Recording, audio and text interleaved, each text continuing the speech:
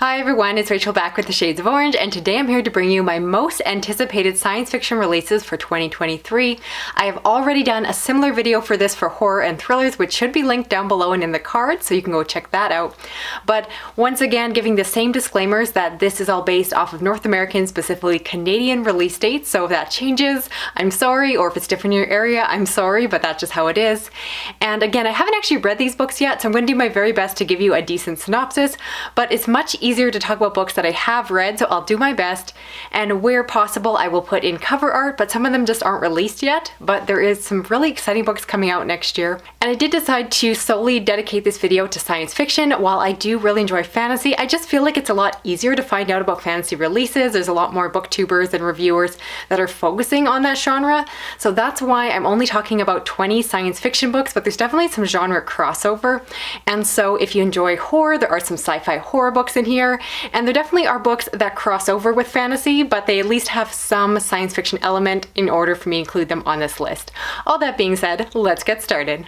Now, starting in January, we have Borrowed by Mary Carey, and this is a science fiction book that is set in a far-flung future where there is this genetic plague that has caused humanity to be divided into two groups. So there are those that are physically well, but they are weak-minded, and then there are those that are hyper-intelligent, but their bodies are very sickly. And so because of this, there's a great divide in society, and you have this clash. It sounds like it becomes almost like a very tense situation, possibly leads to war. Now, I wonder if this book is going to play off of some of the ideas explored in H.G. Wells's Time Machine, and so I'd love to see that. And I'm hoping it just has some really smart conversations around the differences and challenges of mental disabilities versus physical ones, and just see how that is explored in hopefully a smart and nuanced way. Next up, we have The Infinite by Ada Hoffman, and this is the third book in a Lovecraftian sci-fi horror series that I've been really enjoying, and so I do want to go and check out the latest and I believe final book. This book is written by an autistic author, so it is Own Voices for ASD, which is something very close to my heart, and I really fell in love with the series in book 2, so I'm hoping that I will love this one as well. And in the case of this video, I'm going to include just a couple of sequels, but for the most part I'm going to be talking primarily about debut novels so that you can jump into the series, but in this case you will want to start back with The Outside and then go on to The Fallen before jumping into The Infinite. And then we have Karma of the Sun, which is a book set in a hopefully far-flung future. It's post-apocalyptic, set in a time where there have been 6 nuclear attacks, and so the world is in a bit of a nuclear winter, or a lot of a nuclear winter. And specifically, we follow a young person who is living in Tibet, and they are looking for their father, who is presumed to be dead, but obviously they're looking for them to find out what happened. Are they perhaps still alive? And the story goes from there. I don't always love post-apocalyptic fiction because it can be really dense and depressing, but this one for whatever reason really captures my attention. I'm hoping it's going to be a little bit literary, more character focused, and I definitely think it has some good potential there. Then we have The Keeper 6 by Kate Elliott, and this is a sci fantasy novel that follows a world hopping mother who goes after their son who has been kidnapped by a dragon lord.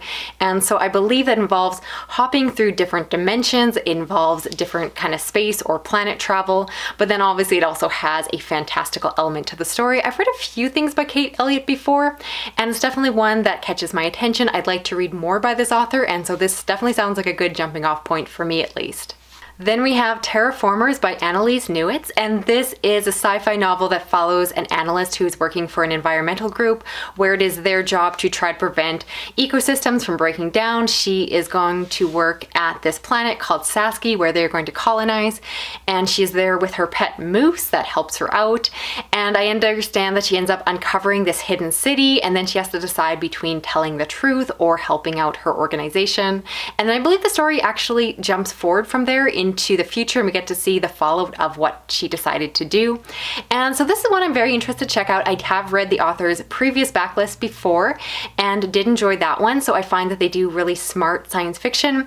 And I love from the nod in the title of the colony that I think that she's once again going to have a lot of Canadian references, which I definitely enjoy as a Canadian citizen myself.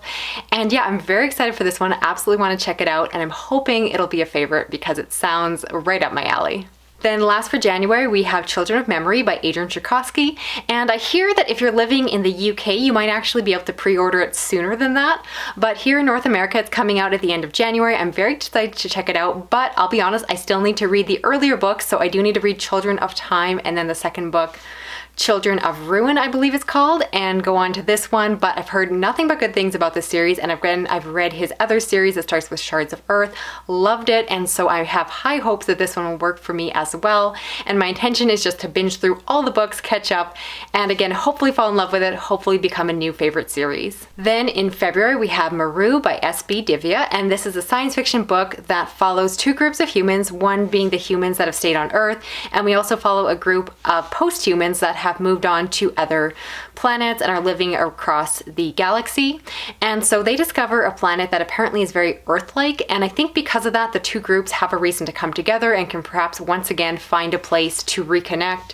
And I think the story goes from there with like one person from each side coming together and having this like personal interactions and so forth. The story goes from there. I will know more once I have actually read it. Next, we have Hopeland by Ian MacDonald, and this is a science fiction book that I believe actually plays with a lot of speculative elements, in which at the beginning we follow two individuals that meet during the London riots.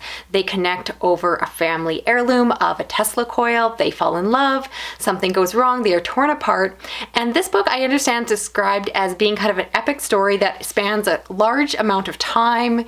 It's supposed to be a family epic and is just very literary in nature. I don't know tons about it. I'm very interested in this author's backlist titles, and so I'm excited to check this one out. It sounds like, again, it might possibly play with some fantastical elements and possibly be, again, more literary than focused on the science fiction elements. But I don't know, it just sounds so unique. Those are the kind of books that always grab my attention, and I'm very excited to review it once it comes out. And then moving on to March, we have Furious Heavens by Kate Elliott. This is the second Kate Elliott on this list. I really need to read her. This is actually the second book in her space opera series, the first book being Unconquerable Suns, which I really want to read. And this, I believe, is described as a gender bender take on Alexander the Great, which is not someone in history that I actually know a lot about, but I've heard great things about these books. And again, it's a great chance to check out more of Kate Elliott's work. And space opera tends to be my thing, so I hope that this one will work very well for me. And then we have The Mimicking of Known Successes by Malka Older. And this is a book that is described as being a Holmesian style mystery that involves a sapphic romance. It is set on Jupiter. And that's basically all I need to know about this one. I really still want to read the author's backlist titles, the trilogy that starts with Infomocracy, which is more of like a political sci-fi thriller. This one sounds quite different, but I actually really enjoy when science fiction crosses over with mysteries. And so if it has a Sherlock Holmes style to the deduction and logic of the mystery, I'm very much excited for that. And yeah, hopefully it works out well. You will find out soon enough. Next up is Feed Them Silence by Mandelo, and this is a sci-fi horror novella that is written by a queer author. I still need to read their backlist title, Summer Sun, and this is an interesting one because basically it follows a scientist who wants to find out what it is like to experience life through the lens of an animal, specifically a wolf. So he ends up creating this contraption that allows him to see through the eyes of this wolf, and then I understand that there are people that come along and want to possibly kill off this wolf. And I think this book gets really topical in terms of eco issues and, you know, environmental issues and all of that. So it's one that sounds really weird and out there. It's only novella, so I don't know how they're going to pack in a whole story into that little package, but I've heard good things about this author before. And again, I got to check out their backlist, but while I'm doing that, I might as well check out their front list as well. And then we have The Strange by Nathan Bellegrad. And this is a alternate history book because it takes place in 1931, but it takes place on Mars. We follow a 14-year-old girl who is heading out for revenge because there is a gang that has stolen her mother's voice, whatever that means, and killed her father, and so she's going out to seek revenge on them. And that's pretty much all I know. Again, just a really unique premise, a really different book, one that I'm not hearing a lot about online and kind of stumbled across in my research for this video. So it's definitely one I want to keep my eye on and hopefully will work really well, as I'm obviously hoping with every book on this list. And next is Infinity Gate by M.R. Carey, and this is a science fiction book set in a future where there is this group called the Pandemonium, which is basically this political and trading alliance, but it's not actually an alliance between other planets, but actually other versions of Earth, because they find a way to connect the different dimensions together. However, there's some kind of artificial intelligence that attacks the Pandemonium, and the story goes from there. It sounds like it's a big chaos, and I don't know if it's going to go more like space opera. I do enjoy a story that involves multiverses, and so it's kind of an interesting take. It just, again, sounds really different, and I'm totally here for it.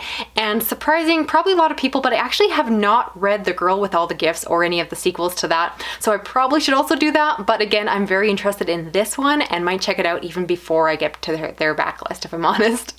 Then we have Rubicon by J.S. Dews, and this is a sci-fi thriller that follows a sergeant who has died 96 times and really is getting exhausted by that. They keep being brought back to life, and now in order to help them, they're given this virtual reality aid. But something goes wrong, the aid becomes sentient, and then she gets pulled in to this plot by this crazy major who wants to end the war no matter the cost. It kind of sounds like a crazy premise, but I've read this author before. I read their book, The Last Watch, and I really did enjoy that one, which is another kind of military style science fiction book, and so I'm hoping that this one will work as well. I just found that she was a really good storyteller, and so I'm definitely interested in checking this one out. Then in April we have Some Desperate Glory by Emily Tesh, and this is a queer space opera that follows a young woman who's been training all her life to avenge humanity that has really been destroyed, or for the most part because of this terrible weapon. However, when she wants to go and actually fight in the war, her commander instead puts her aside and sends her to a nursery to go and care for babies and make more babies to eventually become young men and go fight in the war instead. Her brother is also sent on a suicide mission, and she decides to break the rules and doesn't really follow what her commander tells her to do.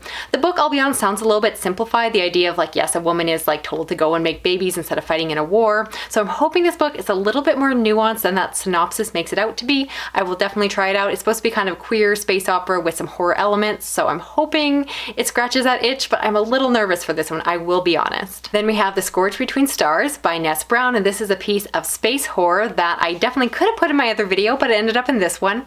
In this one, we follow an acting captain who is trying to bring their limping ship home after a failed colony, and they are trying to come back to Earth. However, they are dealing with a lack of supplies, they are starving, and then an intruder shows up on their ship. This book is described as being similar to the movies like Alien and Event Horizon, two really popular space horror movies that I probably should watch. I know I'm so underwatched in TV and movies, it's terrible, but I'm definitely excited for it. Every time I hear about space horror, I have to check it out. Sometimes it misses the mark, sometimes it disappoints me, but I can't stop trying it, and hopefully this one will be a win. Next is The Marigold by Andrew F. Hamilton, and this is another kind of eco-horror science fiction book that I could have put in the other video but ended up here.